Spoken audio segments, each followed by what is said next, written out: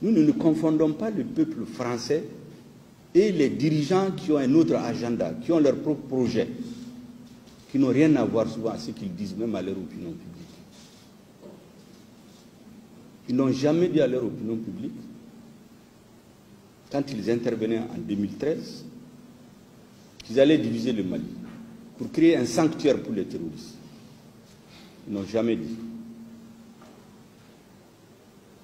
On présente les soldats français qui meurent, personne ne nie.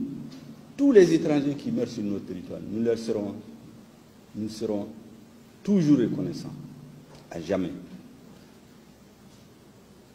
On nous dit qu'on est venu libérer le Mali.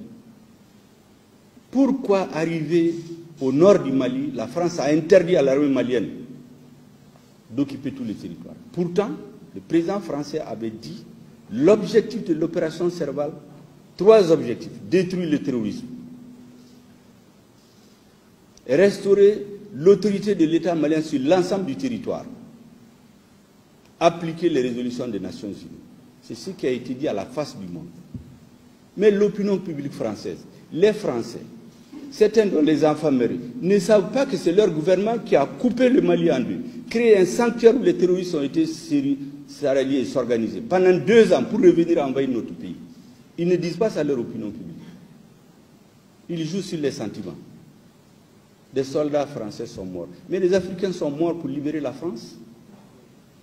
À la Deuxième Guerre mondiale, c'est l'Afrique qui était le lieu de repli de Gaulle pour reconquérir la souveraineté de la France. C'est ici que les gens travaillent. C'est les Africains qui mouraient. Hollande l'a dit ici, qui payait une dette en 2013. Pourquoi on passe le temps à nous dire que les soldats français sont morts? Les Américains n'ont-ils pas libéré la France? L'armée rouge n'a pas libéré une partie de l'Europe? Pourtant, quand les Français ont décidé que ce n'est plus nécessaire, ils ont dit aux Américains de partir. Est-ce que les Américains se sont mis à insulter les Français? Il n'y a jamais eu de Russes sur leur territoire. Les soldats africains qui ont été libérés de la France, certains ont demandé leur simple droit en 1945, on les a massacrés à Tcharoui. Donc il faut qu'on arrête de jouer sur les sentiments et nous faire la leçon. Personne ne peut faire la leçon au gouvernement malien, surtout pas des leçons de morale.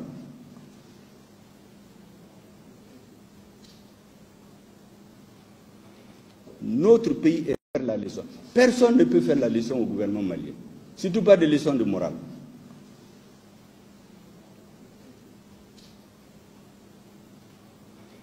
Notre pays est profondément lié à la France par l'histoire.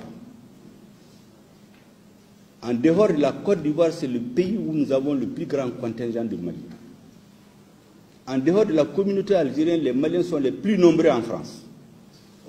Leur appui à notre économie, leur poids dans notre société, sur le plan économique, culturel, c'est plus important que l'aide de la France au Mali. Est-ce que vous pensez qu'un gouvernement responsable, avec les liens historiques, les liens stratégiques et militaires que nous avons, nous allons nous lever comme ça pour dire des choses qui leur plaisent. Mais on ne peut pas nous vassaliser, on ne peut pas transformer le pays en esclave. Ça, c'est terminé. Il n'y a pas de zone d'influence. En tout cas, le Mali ne fait pas partie de la zone d'influence d'un pays. On a partagé l'Afrique le 28 février 1985 en zone d'influence. Nous ne nous considérons pas que nous sommes dans la zone d'influence d'un pays. Nous sommes dans la zone d'influence du monde. Donc personne ne peut traiter les problèmes du Mali par procuration.